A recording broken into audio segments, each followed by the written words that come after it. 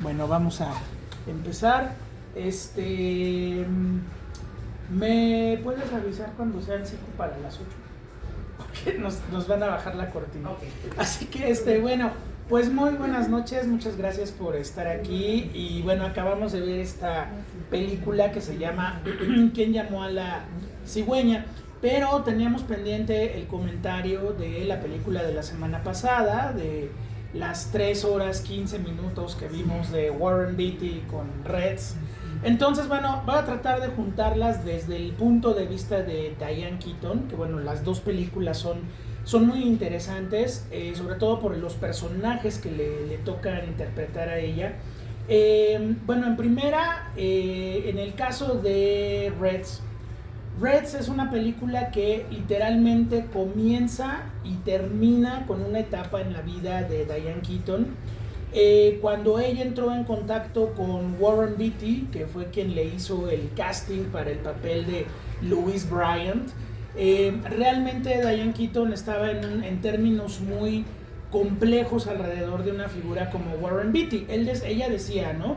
Dice, bueno, yo tenía aproximadamente 15, 16 años cuando me llevaron al cine a ver Esplendor en la hierba de Elia Kazan, ¿no? Entonces sale guapísimo ahí junto a Natalie Wood, ¿no? Y en un papel trágico, en un papel muy bien interpretado. Hay que recordar que, bueno, Warren Beatty es un personaje que viene del Actors Studio, es un personaje que tiene una formación muy profesional como actor, tiene una hermana mayor maravillosa que se llama Shirley MacLaine. Entonces, pues, seguramente fue de estas relaciones de a mí no me vas a dejar mal parada y te pones a prepararte porque yo soy quien soy y no voy a dejar que eso pase. Entonces, dice Diane Keaton que cuando le habló Warren Beatty y le dijo, oye, me gustaría que por favor participaras tú en este proyecto, Diane se sentía muy rara, dice, porque, pues bueno, después de verlo en Esplendor en la hierba, pues compraba yo revistas de cine, compraba yo revistas de chismes, y nos la pasábamos mis amigas y yo de allá de aquel pueblo de California, ultra conservador donde nació Diane Keaton. Decían, ay, qué cuate tan guapo y qué personaje tan atractivo, pero qué mala imagen, eso lo dice Diane Keaton, qué mala imagen da que se la pase de mujer en mujer brincando y brincando. Porque bueno, ustedes recordarán que Warren Beatty era uno de esos solteros incasables hasta los casi 50 y tantos años de edad, que agarró a Annette Bening y papas, que lo agarra, 2 niños, no lo soltó nunca, y bueno, pues siguen juntos hasta la fecha, ya llevan 35 años juntos, Annette Bening y Warren Beatty. Pero bueno, Warren Beatty pasó por Julie Christie, pasó por Diane Keaton, todas las guapas de Hollywood. Madonna, hubo un rato que anduvo con Madonna, obviamente no le aguantó el paso a Madonna, porque era cuando Madonna era la suma sacerdotisa del sexo cochinón, entonces pues, el otro señor realmente no tenía nada que hacer. Pero decía Diane Keaton, a mí me daba como mucho coraje que se la pasara de mujer en mujer, ¿no? Y yo lo platicaba con mis amigas, dice Diane Keaton, ay no, jamás vamos a caer en las manos de alguien así, jamás en la vida, prometámoslo, pinky promise, no pasa nada. Y un día que le habla Warren Beatty y le dice, oye, mira, estoy levantando este proyecto, me gustaría que tú interpretaras a Louise Bryant, le mandó libros, le mandó entrevistas con ella, y bueno, finalmente pues Diane Keaton dice sí, pero pues bueno, aquí tenemos que hablar un poquito también de la película. Bueno, en los años 60, precisamente cuando Warren Beatty se vuelve una celebridad, particularmente por el rodaje y los resultados maravillosos, tanto artísticos como económicos, de una película llamada Bonnie y Clyde de Arthur Penn. Pues bueno, obviamente el maestro Warren Beatty toma mucho poder en Hollywood, y por ahí alguien le cuenta la historia, él no la tenía de ninguna manera en el radar, la historia de John Reed, la historia del periodista americano John Reed, de su paso por la Revolución Mexicana, de su paso por la Revolución Soviética, de todos los esfuerzos que Reed hizo por crear un partido comunista en los Estados Unidos, de su muerte muy joven allá a los 32 años, allá en la Unión Soviética, que está enterrado en el Kremlin, y bueno, toda esa historia. Y entonces Warren Beatty en ese momento no tenía el poder económico ni industrial para levantar un proyecto como fue Reds, pero fue un cuate que se fue preparando verdaderamente de una forma increíble. Así como dice Guillermo del Toro, ¿no? Dice, este Frankenstein se lleva 50 años de preparación. Pues bueno, en el caso de Reds no fueron 50, pero sí fueron por lo menos 15 años en los cuales Warren Beatty fue trabajando con diferentes escritores la manera de acercarse a la vida de John Reed, desde luego rodearlo de estas personalidades importantes como Louise Bryant, que ahorita vamos a hablar de ella, como el famosísimo y esencial dramaturgo en el siglo XX americano, que es Eugene O'Neill y todos esos personajes. Entonces, la estructura del guión ya la tenía tan clara, que si ustedes recuerdan la semana pasada que vimos todas estas entrevistas y todos estos testimonios con los viejitos y viejitas que hablan de John Reed y de Louise Bryant y de todos ellos, las empezó a filmar en 1970. ¿Por qué? Porque Warren Beatty obviamente pensó en algo muy práctico. Si me tardo más, se me van a morir y ya no van a estar. Entonces, pues consiguió un camarógrafo. Esas tomas no son de Vittorio Storaro, algunas sí, algunas no, pero bueno, las que empezó a filmar en los 70, pues fue entrevistar a estas personas que en algún momento se habían cruzado con los personajes protagónicos y tratar de que dieran su testimonio. Por más que sirva o no, ¿no? Las viejitas que decían, ay, pues no me acuerdo y no sé qué, a otros que eran perfectamente lúcidos con respecto a los personajes. Bueno, pues una vez que va levantando el proyecto, una vez que tiene a Vittorio Storaro, que es uno de los grandes fotógrafos europeos de ese momento, ya había hecho la foto del último tango en París, ya había hecho la foto de El Conformista, las dos películas de Bertolucci, también ya estaba participando en la fotografía de Apocalypse Now, de Coppola, que le va a dar un Oscar, el primer Oscar de Storaro. Y bueno, ya tenía Storaro, ya tiene a Jack Nicholson, que lo invita a trabajar en la película. Y Jack Nicholson cuenta algo muy divertido. Dice, bueno, me habló Warren Beatty, son cuates de toda la vida. Dice, pues oye, quiero que hagas Eugene O'Neill. Ah, perfecto, Eugene O'Neill, padrísimo. Oye, y que ya avanzada la producción le dijo, ¿y por qué me elegiste a mí? Siempre me gusta saber por qué me elegiste a mí. Y entonces le dice Warren Beatty, dice, porque bueno, si alguien me va a bajar a Louise Bryant, tiene que ser Jack Nicholson. No hay nadie que me baje a nadie a menos que sea Jack Nicholson. Entonces Jack Nicholson dijo, entendido, perfecto, agarro mi papel y ya. Entonces, bueno, Diane Keaton entró a Reds y dice Diane que se enamoró profundamente de la forma en la cual Warren Beatty estaba enamorado de su proyecto. Incluso no es su primera película, él quería que fuera su primera película, pero realmente es la segunda, porque en 1977 Warren Beatty hace una película exitosísima que se llamó El cielo puede esperar, donde lo asesinan y luego su alma va a dar a el cuerpo de un jugador de fútbol americano, etcétera, etcétera. Es una película de realismo mágico. Y el director, que era Bob Henry, que era un comediante que viene desde los años 50, que también iba a debutar, le dice, oye maestro, pues debutamos los dos, ¿no? Me echas la mano. Y entonces la película sale dirigida por ambos, pero realmente es la ópera prima de Warren Beatty. Entonces lo que aprende en el rodaje de El cielo puede esperar, pues lo empieza a poner de lleno en Reds. La película fue complicadísima, se filmó en 5 países, intervinieron más de 3,000 personas como actores, como técnicos. Cuando la película se estaba editando, se editaron aproximadamente 3 kilómetros de cinta de película filmada, o sea, aproximadamente 240 horas de filmación, que era lo que logró juntar Warren Beatty. Obviamente los soviéticos, que están en un momento bastante tenso con los Estados Unidos, no quisieron que la película se filmara en la Unión Soviética porque consideraban que era muy peligroso moverle a la figura de John Reed.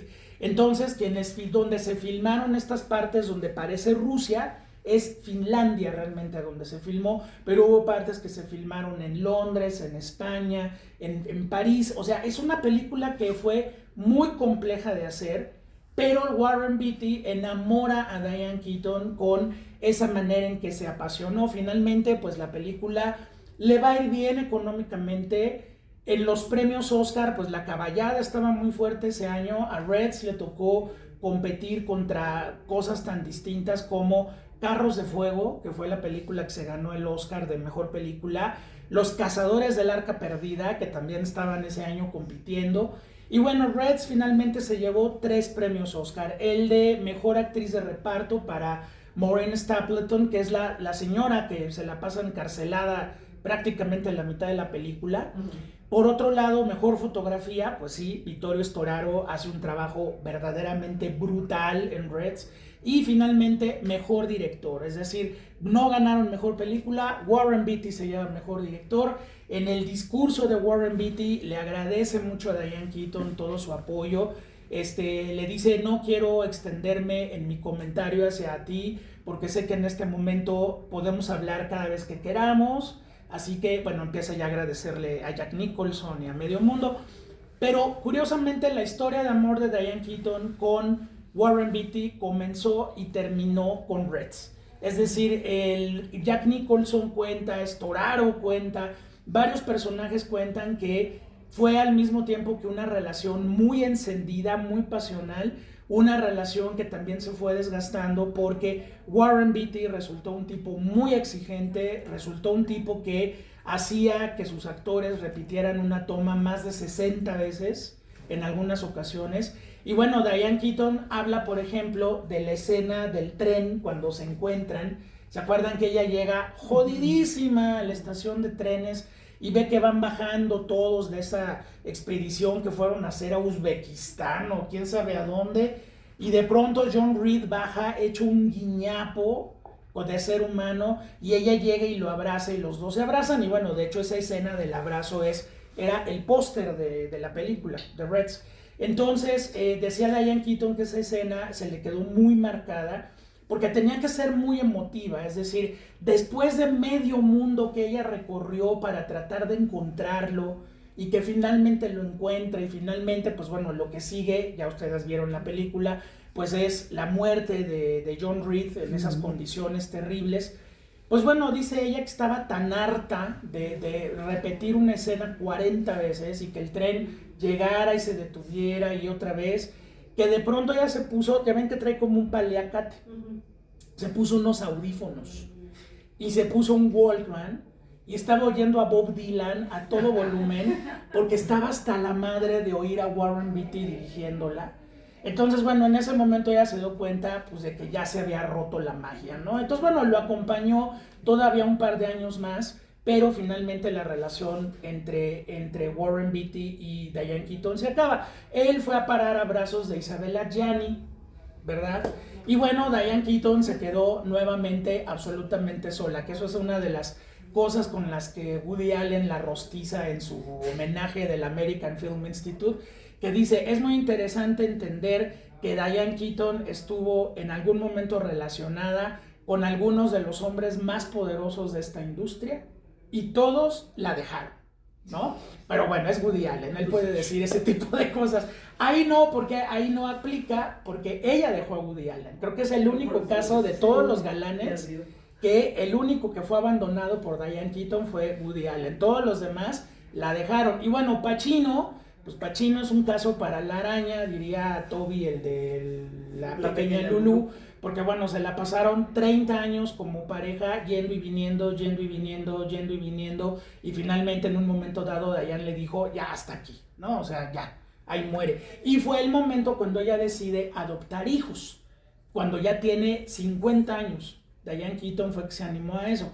Al Pacino hace no más de 3 semanas dio una entrevista, ya en esta etapa actual donde ya ven que está peleado con el peluquero, el agua, el jabón y cómo se ve de horrible Al Pacino, y dice que bueno, pues sí, que se sigue arrepintiendo mucho, pero pues de no haberse casado con Diane Keaton, pero pues ahora él es papá, fue papá a los 82 y está a punto de ser papá otra vez.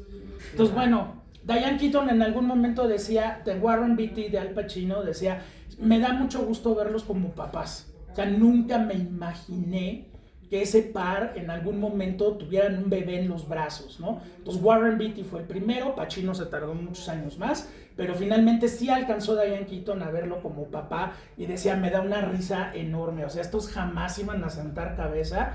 Y bueno, en el caso de Al Pacino, a los 80 y tantos años, ahora se vuelve papá, ¿no? Y viene el segundo bebé ya para este año que viene. Y bueno, el personaje que interpreta en Reds es Louise Bryant. Louise Bryant fue una mujer muy particular para su época. Vivió pues más o menos de finales del siglo XIX a 1955-56. Le sobrevivió bastantes años a John Reed. Tuvo 3 matrimonios, era un personaje que se le dio el poliamor en muchos sentidos, que se estaba primero casada con un aristócrata europeo, que finalmente se divorcia de ella, luego ella conoce a John Reed. Ella es una mujer que promueve el feminismo, que es una periodista excepcional, que efectivamente se va a dar con Reed hasta la Unión Soviética y de regreso, y luego a tratar de rescatarlo, que finalmente ya no lo pudo hacer. Su último matrimonio también fracasó, tuvo hijos, tuvo hijas, y finalmente pues fue una mujer que marca mucho buena parte del siglo XX, de la participación de las mujeres en la parte política, en la parte intelectual, en los Estados Unidos. Entonces, bueno, Diane Keaton de alguna forma sigue siendo muy congruente con la línea de personajes que le gusta trabajar. Y hablando, ya entrando un poquito aquí al terreno de la Baby Boom, pues bueno, la película es muy emblemática de la época en que se hizo, y estas notas que les digo que encontré ayer en la madrugada que estaba yo leyendo, me dan mucho gusto porque son notas del 2017, del 2023, la más reciente que encontré, pero todas llegan a la misma pregunta, no llegan a una conclusión, llegan a una pregunta. ¿Realmente cuánto se ha avanzado en el terreno de las mujeres de 1987, que es esta película, al 2025? O sea, estamos a 2 años de que la película cumpla 40 años. Y seguimos viendo una serie de comportamientos y de ideas que realmente no se ha avanzado casi nada. Es decir, bueno, vamos a ver cómo empieza la película. La película empieza con una estadística. Bueno, en primera, la música es algo que la vuelve completamente parte de los 80. Ese sintetizador que no deja de sonar en todas las escenas musicales es parte de los 80. O sea, yo me sentí como en función en el Plaza Universidad 3, ahí en los multicinemas, ¿no? O en el Villacuapa 1, en los gemelos Villacuapa, ¿no? Entonces, bueno, ese saborcito así como de película súper comercial, súper, en algún momento previsible si ustedes quieren, pero vámonos a los hechos que son muy interesantes. Empieza la película diciendo lo siguiente: vemos ¿con qué abre la película? Imágenes de Nueva York, con estos grandes edificios. Obviamente estamos en el sector financiero de Manhattan, es donde se mueve toda la lana. Wall Street está en la esquina. O sea, ese es el mundo donde nos situamos al principio de Baby Boom.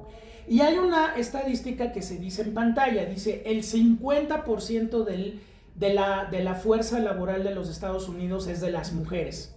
Ojo, 1987.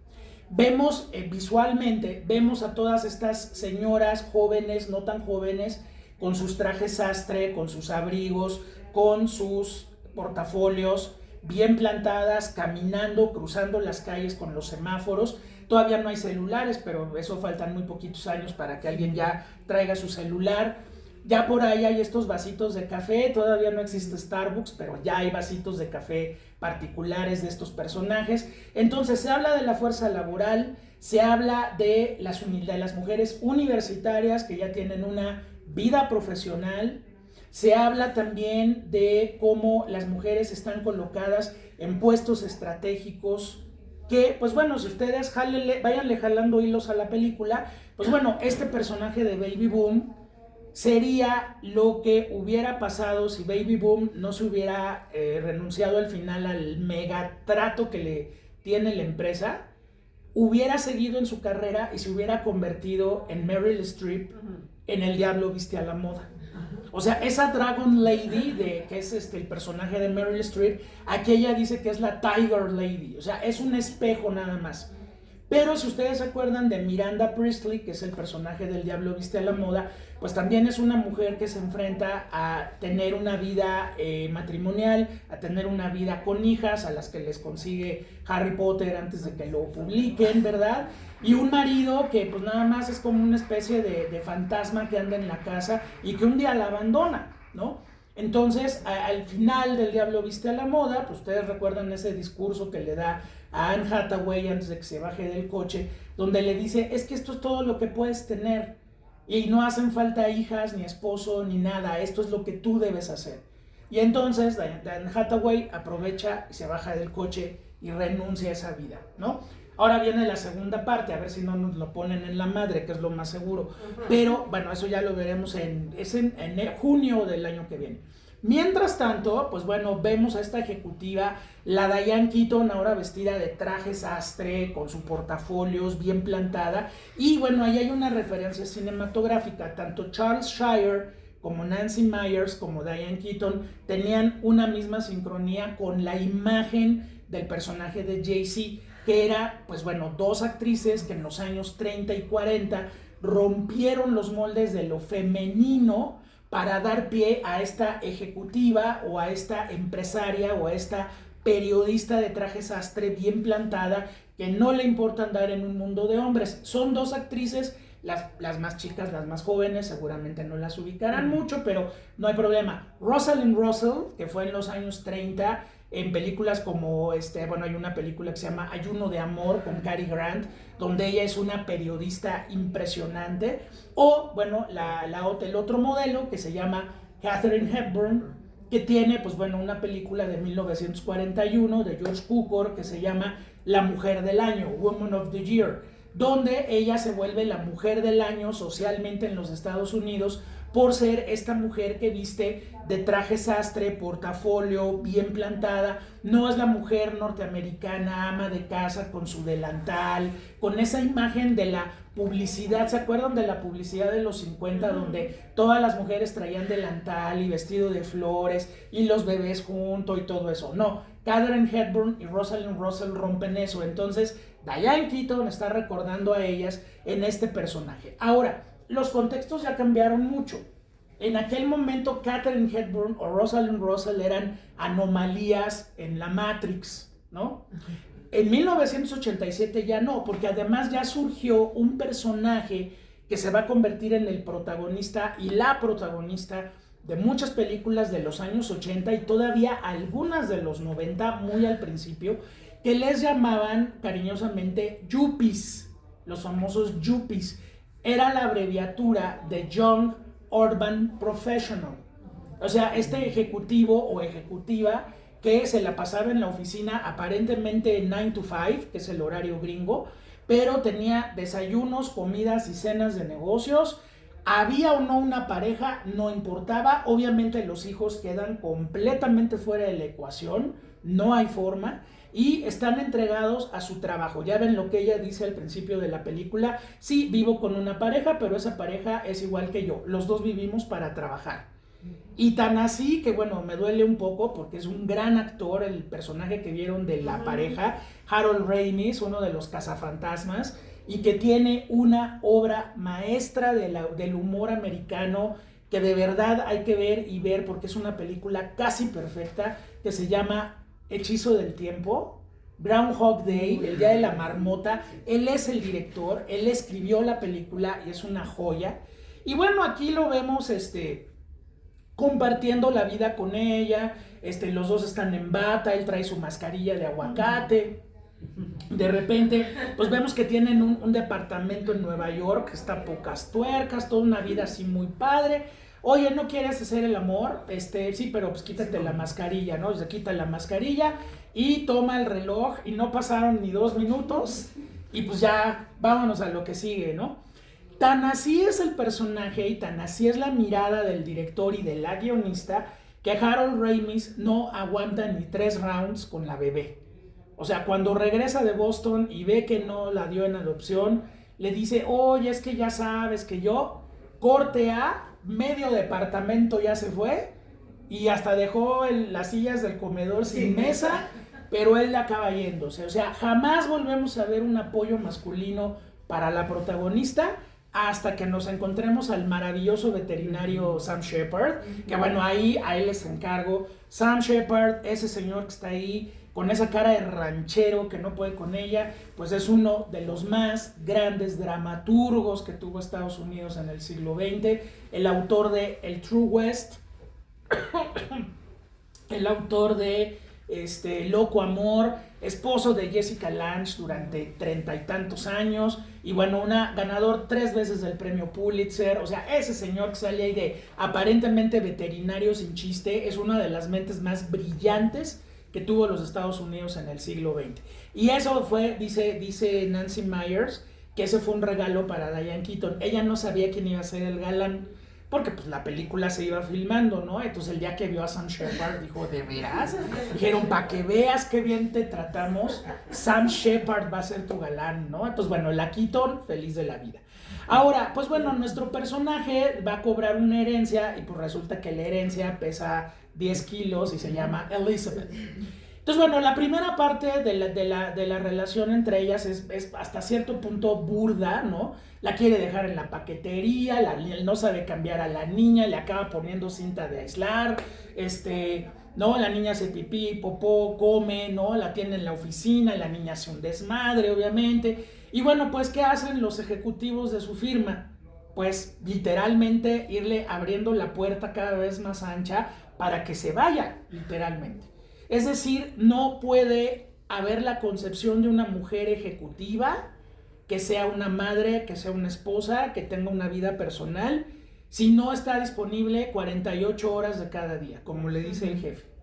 Entonces, bueno, como finalmente estamos en Hollywood y finalmente la película es un cuento de hadas, digo, si a mí me compran mi marca de mermelada o es como puré, ¿no? Como puré de manzana. Si a mí me la compran y me den ese contrato, güey, yo firmo, o sea, no duermo, pero yo firmo, ¿no?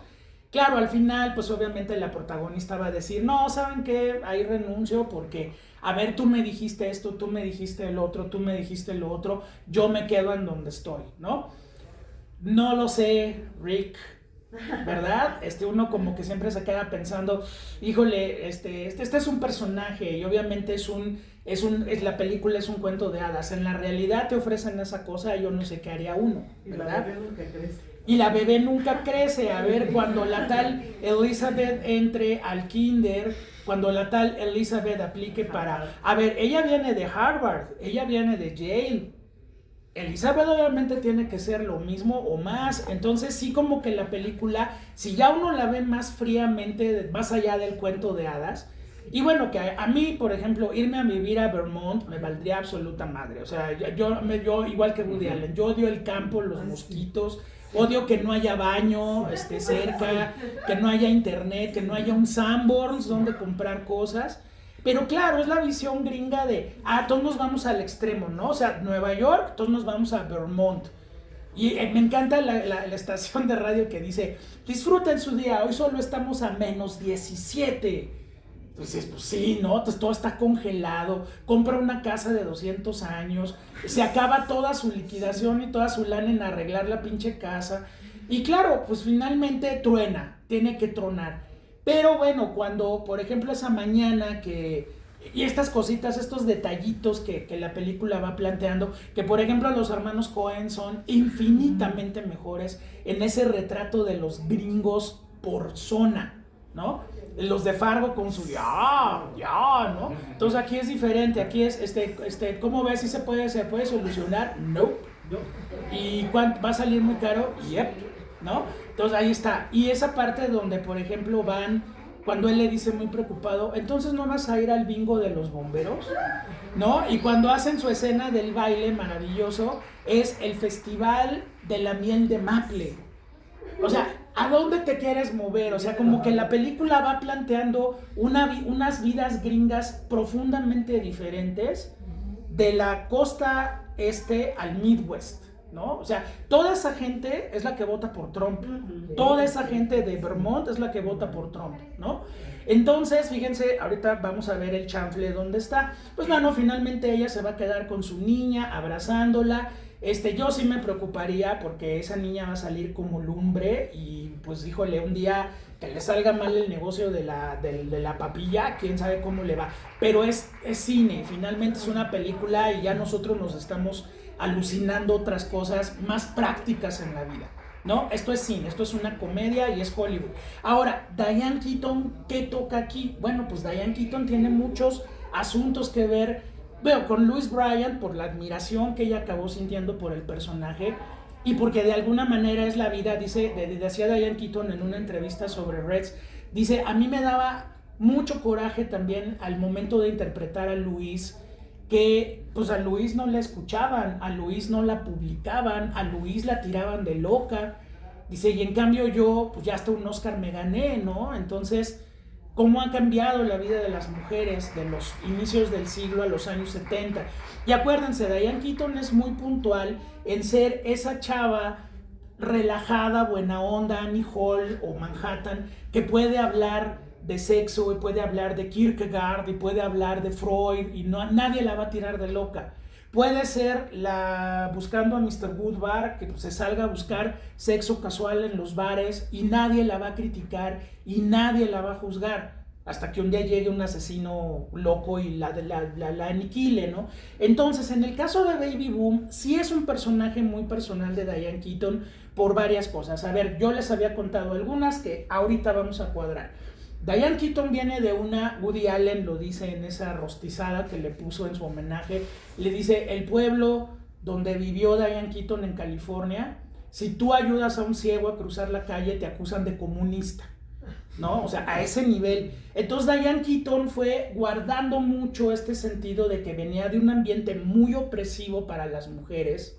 Se mueve a Nueva York es otra cosa completamente distinta. Luego, pues se enreda amorosamente y amistosamente con Woody Allen. Y bueno, pues si te enredas con una de las mentes más brillantes también del siglo XX, pues obviamente el panorama de Diane Keaton se abrió enormemente. Pero cuando le preguntan de manera muy constante, porque fue muy constante lo que pasó con ella, siempre le preguntaban en los programas por qué no tenía hijos. ¿Por qué no se había casado? ¿Sí? Y entonces Diane Keaton con el tiempo va respondiendo y dice, bueno, ¿por qué no me casé? Por dos motivos. Dice, primero, y eso lo dice aquí, me pareció muy curioso que lo diga en la película, cuando tiene a Sam Shepard a punto de besarla y que le dice, es que los hombres me dan miedo, pero tú no, ¿no? Entonces decía Diane Keaton, a mí los hombres me daban mucho miedo. Dice, me sentía miedo de los hombres y además miedo de que me rechazaran. Dice, me rechazaron muchas veces antes de ser Diane Keaton. Dice, me rechazaron muchas veces. Dice, entonces me daba miedo empezar una relación porque sentía yo que iba a venir el rechazo. Ya lo de Al Pacino fue casi freudiano, ¿no? Lo que pasó con Al Pacino. Pero por otra parte, dice Diane Keaton, yo no me quería ver como mi madre. Dice, mi madre fue una mujer de este pueblo californiano, conservador, ultra religioso, que tuvo que renunciar a todo lo que ella quería hacer en la vida por ser esposa y por ser madre. Y dice Diane Keaton, yo no quise hacer eso. Yo no me quise ver como mi mamá. Y la parte más complicada, yo no quise tener hijos porque no quería caer en lo que cayó mi mamá. Dice que yo veía a mi madre como una mujer frustrada, profesionalmente, existencialmente, económicamente y que no tuvo salida alguna, ¿sí? Entonces, bueno, pues Diane Keaton, con el paso del tiempo, pues finalmente fue renunciando a todo ello. Esta película la filma a los 41 años de edad, que me parece una mujer bastante joven. Ahora, en los 80, no. Hace 40 años, tener 40 ya era bastante madura una persona, ¿sí? Entonces, Diane Keaton en esta película habla de muchas cosas muy personales con respecto a la maternidad, con respecto a lo que son las mujeres y lo que pueden lograr las mujeres, ¿no? Por ahí le dicen 2 o 3 veces que tú puedes tenerlo todo si tú quieres, ¿no? Es casi como Mefistófeles con Fausto, ¿no? El jefe que le dice, mira, vas a tener esto, vas a tener lo otro, vas a ser más rica de lo que nunca imaginaste, pero ¿a costa de qué? Y bueno, yo a lo largo de mi vida pues me topé con personas que, por ejemplo, cuando se hablaba de hijos, me acuerdo mucho de una en específico que fue muy, muy clara, que nos dijo: yo no tuve hijos porque yo no quería pasarme la vida manteniendo a nadie. Pues está bien, pues eso pensó ella y así se quedó y ya, ¿no? Hay personas que tienen hijos y no están capacitados para ser padres y son pésimos padres.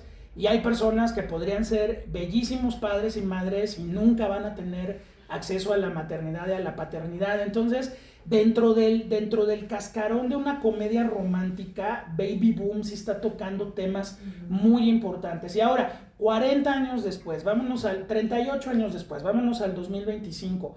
Realmente las mujeres pueden tener una vida profesional y ser mamás y tener hijos y tener pareja y tener fines de semana y todo, o seguimos teniendo estas empresas que siguen tomando a las mujeres, como en el caso de Jay-Z, que necesito las 48 horas del día, y hay mujeres que, y todas las mujeres tendrán en un momento que elegir la vida A o la vida B, y no hay de otra, y una vez que eliges ya no hay punto de regreso, ¿sí? En el momento en el que ella le cae Elizabeth en las manos, se le acaba su sociedad, se le acaba el trabajo, se le acaba la perspectiva, y bueno, se va allá, y bueno, porque es una mercadóloga chingoncísima, es que acaba convirtiendo sus papillas de manzana en un negocio que ya cotiza en Wall Street, ¿no? Al final. Pero bueno, finalmente es la historia de muchas mujeres. Entonces, eso es lo padre del cine que hizo Diane Keaton. Diane Keaton como que logró capturar y logró absorber esas ansiedades. Y si bien la película no da una respuesta, bueno, la respuesta es clara, es decir, renúnciale a Satanás y finalmente vas a vivir feliz con tu hija. Pero uno que es el abogado del diablo, pues empieza a pensar, híjole, y cuando crezca y la universidad y todo eso. Además, la vida en el 87 es muy distinta a la vida en el 2025, ¿no? O sea, imagínate, en el 87, y eso que la película sí toma varias cosas. Por ejemplo, está la Guerra Fría en su momento cumbre final, o sea, a la Unión Soviética le quedan 4 años después de esto, pero se están haciendo negociaciones de paz con la Unión Soviética. Reagan está sobres, y también se habla de crisis económica, y también, pues bueno, los estadounidenses económicamente le han pasado fatal los últimos 40 años. Entonces sí, nosotros ya podemos tener como esa perspectiva del tiempo a lo que plantea Baby Boom, pero yo sigo teniendo muchas conocidas que tuvieron que renunciar a la maternidad y a la pareja y a todo por tener un puesto ejecutivo que también siempre está en la tablita, ¿no? Y otras personas que conozco que también dijeron, no, ya yo me voy, y mis hijos, no sé qué, el marido está o no está, se quedó o no se quedó, no importa, ellas son mamás, y ellas están viviendo al día, pero finalmente tienen a sus hijos y son felices, ¿no? Entonces como que la película, sí, viéndola con el paso del tiempo, tiene una serie de perspectivas muy interesantes. Y bueno, ella es fabulosa, o sea, ella te puede hacer drama, te puede hacer comedia, puede hacer de todo. Por eso era tan maravillosa Diane Keaton, pero nunca llega así como Miss Meryl Streep, que de repente tiene esos grandes momentos. Meryl Streep, Diane Keaton siempre se mantiene como tan sutil, tan clara, que no necesita eso, ¿no? O sea, vean este momento cuando se quedan ya solitas las dos y que la pareja se va a Boston a su conferencia, y de repente a ella le aflora el instinto materno y pasan una noche las dos juntas. Esa escena es preciosa. La escena cuando despierta en el consultorio de Sam Shepard y que resulta que es un veterinario, ¿no? Esa escena es una escena de comedia maravillosa, con el tipo ahí en el pozo congelado que se acaba desmayando, le acaba dando un breakdown. O sea, eso era lo padre de Diane Keaton. Te puede hacer comedia, te puede hacer drama. Esa es una actriz completísima, ¿no? Y bueno, ya nada más para terminar, para darles la palabra. Pues bueno, la próxima semana es nuestra última semana de seminarios antes de terminar el 2025. Vamos a ver el sábado Campanadas a la medianoche de Orson Welles, otra de sus obras maestras, y terminamos en el domingo a las 5 con una película que va a ser el último gran éxito de Diane Keaton, un personaje que también le costó mucho trabajo por la dignidad que tenía que inyectarle. Vamos a ver, alguien tiene que ceder, Diane Keaton y Jack Nicholson, nada menos, y una película excepcional también. Muy bien, ¿quién quiere comentar algo de Reds o de Baby Boom? Adelante, como quieran. Silvia, adelante. Yo nada más anotar que son como películas distintas porque sí, claro, la presencia masculina claro. es muy diferente. Por sí. ejemplo, en Reds la presencia masculina lleva el protagónico. Sí, claro. Y a raíz de eso me dediqué esta semana a leer el libro de John Reed, de México Insurgente. ¡Ah, qué padre! La narrativa que trae el cuate, qué bárbaro. No, era impresionante. O sea, ese era un periodista de grandes vuelos. Sí. Y por eso, bueno, sí entiende uno la película como enfocada hacia la parte masculina. Uh-huh. La de hoy fue al revés. La presencia masculina, digamos, en lo íntimo de uh-huh. del personaje de Keaton, es una presencia, pues sí, necesaria cuando se acuerda y le da el arrebato, pero después es totalmente prescindible. Puede levantar un emporio ella sola y no hay problema. Lo único es que sí, todas las nanas que cuidan a la bebé son mujeres. No hay ni un solo varón que entre al quite ahí a cuidar a la niña. Y la presencia del veterinario cuando la niña le llama papá es así como de...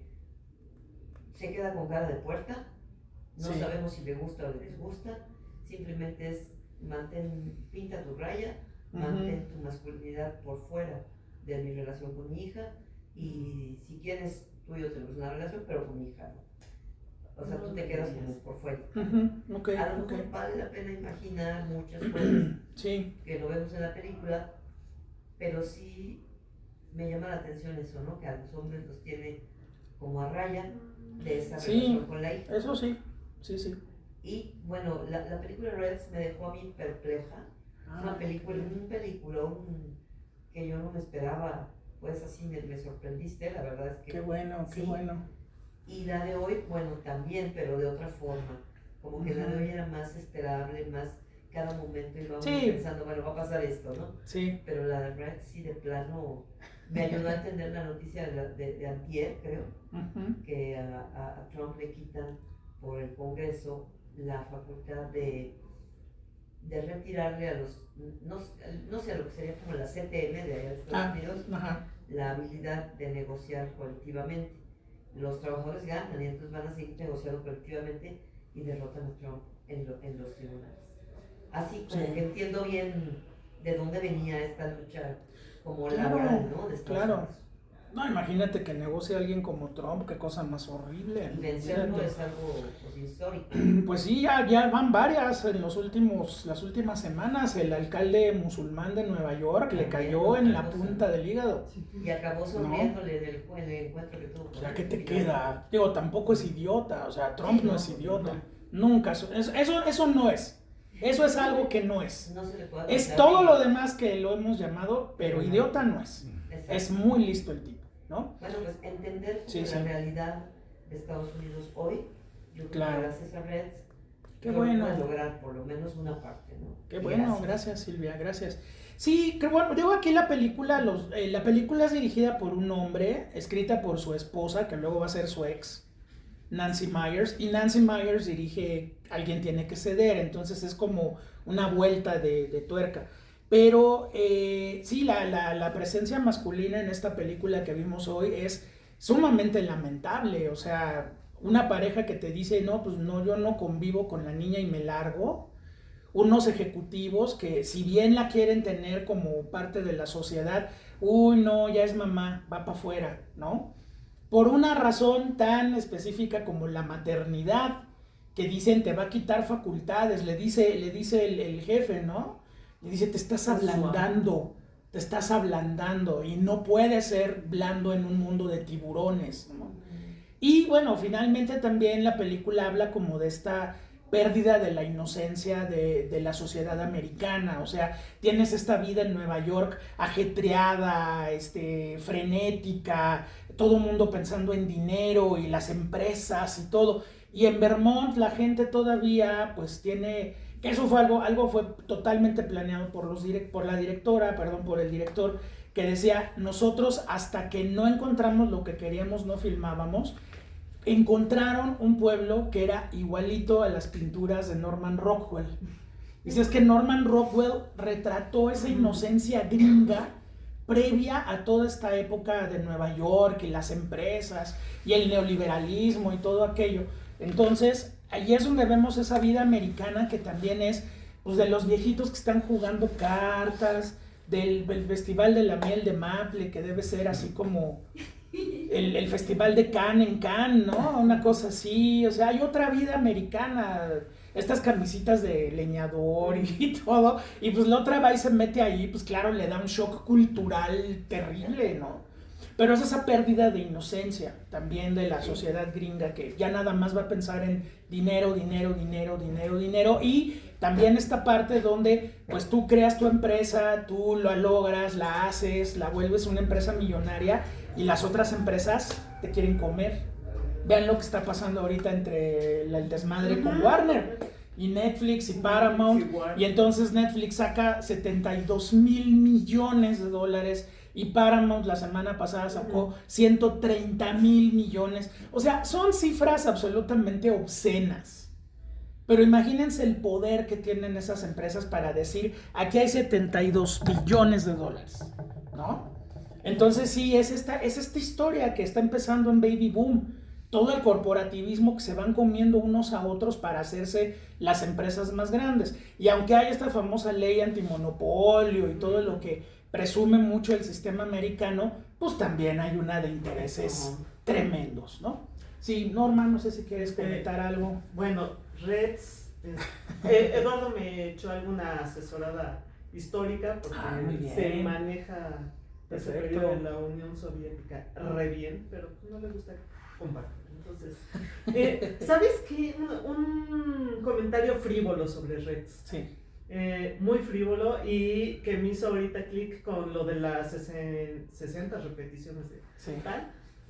Cuando estaba ella cosiendo en la máquina de coser, dije, así no se usa la máquina de coser. Para nada. O sea, como que le está dando acá, ¿no? O sea, claro. Le avientas ahí y el pedal, pues tenía el pedal de adorno. Entonces yo creo que ni Warren Beatty sabía cómo se usaba una Singer, ¿no? Pero, o te hace pensar que Louis Bryan tiene que ponerse a escribir y no estar cosiendo en máquina de coser, ¿no? Claro. No va así, ¿no? Sí, claro. Pero o sea, no. Elena Garro lavó trastes, pero no muchos. Se dedicaba a escribir, ¿no? Lo indispensable para ella y Octavio, pero fuera de ahí. Sí, pero no, maravilloso. Muy bien. Maravillosa, los tres, ¿no? Ella, Jack Nicholson y Warren. Sí, no, Jack Nicholson está genial. Sí, no, sí. Y lo pensaba así como la película que vamos a ver, ¿no? Dije, sí.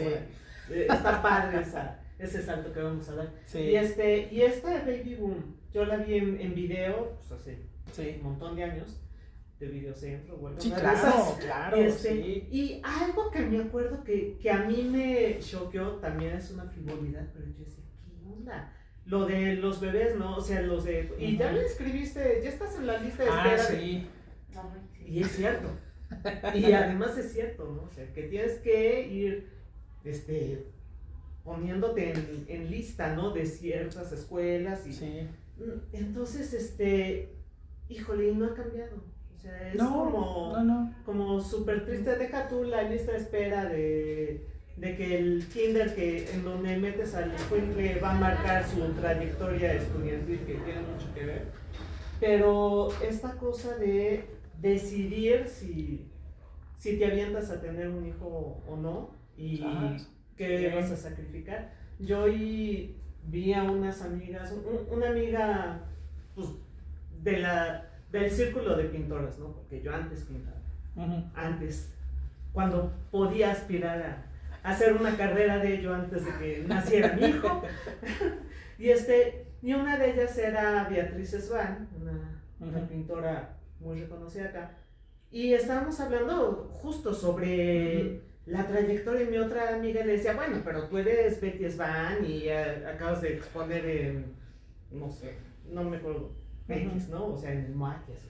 Le dice, no creas, o sea, eso pues sí está padre para el currículum, pero no vende tu obra. Claro. O sea, yo tengo las mismas broncas que tú y que una, ¿no? Y ellas decidieron no tener hijos y dedicarse al arte y así están pasando así, ¿no? Yo decidí tener hijo, tuve que retirarme de la artisteada, de la pintura, y sigo cotorreando y correteando la chuleta, ¿no? Y es bien frustrante. Y es bien frustrante porque también hay toda esta cosa que te dice la sociedad de que ya no puedes hacer tal cosa, ¿no? Y lo dicen las mamás. Ya eres mamá, no puedes. Sí, tú ya viviste. Sí, no, y tienes hijo y ya, olvídate. O sea, como si se acabara la vida. Pues sí. Sí, o que en las oficinas te ven mal porque están los niños ahí. Por ejemplo, pensaba yo ahorita viendo la película, por ejemplo, por las historias que conocemos, ¿no? O sea, Silvia Pinal, Talina Fernández. Silvia Pinal, pues dejó a sus hijas y se convirtió en Silvia Pinal, le hizo todo el imperio Silvia Pinal. Y me acuerdo que Talina Fernández nos decía que sus 3 hijos estaban abajo del escritorio mientras ella daba las noticias, ¿no? Y la cuadro, y sus 3 hijos jugando abajo. Son 2 opciones de vida, ¿no? Y pues bueno, las condiciones y lo que pasó después, pues ya es otra cosa, ¿no? A ver, Ana, y luego acá. Adelante, Ana. Bueno, ahorita de lo que comentas y lo que comenta Norma, también me recordaste a Verónica Castro, que igual vive en una serie o algo así, que bueno, eso ya era también por su onda su gusto, más que trabajo, también su gusto de estar en la fiesta, que dijo que dejó a Cristian Castro ahí, lo dejaba en el sonido ahí con los DJs, no sé qué, se bajaba a bailar. Y también me quedé pensando en lo que comenta Norma, ¿no? De el kinder y toda esta escena que vemos padrísima en el arenero.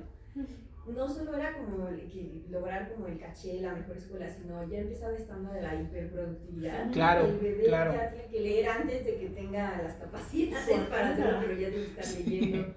Pero ni siquiera va el jimborí, o sea, no le estás hiperestimulando algo ahí de más. Y la otra así de, no, o sea, ni siquiera lo llevas a mamá y yo, o sea, nada de nada, ¿no? O sea, mal. Enseñándole la foto de Kennedy. Está genial, Whoopi Goldberg. El sushi. Porque iban a ser súper, glamorosos esos niños. Pero me gusta mucho ver la reacción de ella, ¿no? Cuando vemos al niño colgado ahí ya para hacer gimnasta y ella así de, ay, ¿no? Y se va para atrás con su niña, así de... Y la niña, qué bonita, o sea, qué preciosa, tiene una vibra muy bonita. Sí. Una vibra muy padre. La niña, vi que eran gemelas. Son gemelas, sí. Generalmente se utilizan gemelos o gemelas porque la filmación es muy extenuante. Entonces, un bebé no te aguanta. Tienes que tener uno de refacción para ir ahí cambiando. Ahora son maestras de escuela, las 2, por cierto. Se las encontró en una firma de autógrafos. ¿En serio? Dice Dayan que está allá afuera, no sé a dónde. Y estaba firmando libros por los libros de Diane Keaton y de repente llegaron 2 gemelas y las vio y que por los ojos las reconoció y ahora son school teachers, ambas. Miss Woodbars van a ser. No, esperemos que no. No. Y pues sí, aunque tú lo decías, ¿no? Pues que parezca un tema ligero, pero no lo es, porque tiene todas estas aristas. Por ejemplo, ahora creo que ya no podríamos hacer en una comedia así de ligera o como sea, el chiste de las nanas, ¿no? O sea, la mujer que llega así, la árabe, ¿no? Como, yo le voy a llegar aquí a respetar al hombre y yo me duermo en el piso, o sea, no te entiendo. Y la acaba dejando con una nana nazi, ¿no? Sí, está genial. ¿Cómo le pides? Dame tu dirección, ni siquiera puedes escribir. En Wiesbaden. Tiene esos destellos de comedia muy buenos, pero al mismo tiempo sí logra conmover también. Sí logra hacerte reflexionar muchísimo. Sí, Dayan lo logra de una manera muy sutil. No es así hiper dramática. No. Porque alguna otra actriz le hubiera hecho un melodramón cuando el sujeto se va, ¿no? La pareja, y ella es como, no, pues lo que sigue, ¿no? Sí. Me gustó mucho su papel y sí creo que el final sí fue muy rosa, ¿no? Muchas manzanas, pensando también, por ejemplo, en los seguros. Yo estaba como trabajo con seguros, vemos las tejas y la nieve y el agua y las tuberías, y es como de, no era tan fácil y todo eso que tenía que hacer. Y me gusta mucho cuando encuentra también esta nueva relación, ¿no? Con el veterinario. Al principio hasta se indigna y se ofende muchísimo de que solo es un veterinario, no lo considera un doctor. De verdad. Una bronca en los veterinarios. Sí. Pobrecito. Pero me gusta cómo se va desarrollando la relación, ¿no? Como que igual al principio muy digna, muy nice, y yo ya me voy a Nueva York, y al final, pues me gusta cómo les rechaza también, ¿no? Como, porque el chico hasta le hace sentir, ay, qué magnífica te ves, estás preciosa. El que le había bajado la chamba. Claro, ¿no? Rata asquerosa. Sí. Me gustó mucho, y Red, pues sí, completamente distinta a otra cosa, ¿no? Yo la verdad le hubiera cortado algunos minutos de entrevistillas pero me gustó mucho, me sorprendió mucho la parte en que ella va y lo busca y cruza ahí la nieve y todo, y el barco, Está muy bonita la narración, la historia me gustó mucho. Sí. Pero sí son bastante diferentes. Y también a mí me gusta cómo ella no era lo suyo, y en la película nos lo dicen muchas veces, y otros personajes lo dicen, ella no es la que quiere ir ahí a buscar la revolución, o sea, eres tú, ¿no? Sí. Pero al final ella, pues sí conserva algo de eso, ¿no? Sí, claro. Sí, también logra como meterse en eso. Y no me gustó el final, ahí estuvo muy oscuro el final, ahí se muere súper horrible, pero bueno, al menos lo alcanzó a ver. Pues sí. Pero sí estuvo un poco oscuro ahí cuando volteé a ver la Virgen, que están haciendo ahí algún ritual. Ajá. Y ella ve una niña y también llega y como que, ay no, ya se muere. Sí, es duro el final. Pero es muy bueno, yo también pues aprendí y recordé muchas cosas, ¿no? Como de esos tiempos y de cómo ha influido todo eso hasta la actualidad, ¿no? Política, el comunismo y todo. Entonces creo que es muy actual, o sea, tenerlo como muy presente. Pero sí le hubiera recortado unos minutos de las señoras hablando. Muy bien, muchas gracias. Adelante. A mí me gustó mucho la película, que fue hace 40 años. Casi 38. Pero también se aplica en este momento. Totalmente. Totalmente, sí. A muchas mujeres nos ha tocado romper paradigmas, pero con esa culpabilidad también que tenemos que transitar, es decir, porque tenemos una mamá que siempre nos está haciendo. Esos grupos que muestran de estadounidenses que siguen vigentes, cuando totalmente sigue encontrándose en este momento de personas. Estos paradigmas que nos toca seguir rompiendo a nosotras como mujeres, claro. Que estamos en 2025 ya, pero sigue la cosa así, siguen las culpabilidades también, porque a veces tenemos que dejar al hijo, al esposo, etcétera, ¿no? Excelente. Qué bueno. Qué bueno que les gustó. Muchas gracias. Pues bueno, pues entonces terminamos la sesión del día de hoy. Muchas gracias. Y bueno, nos vemos sábado 5 de la tarde, campanadas a la medianoche. Domingo 5 de la tarde. Alguien tiene que ceder, que la vamos a pasar increíble. Y bueno, pues cuídense mucho. Bonita semana para todos. Muchas gracias.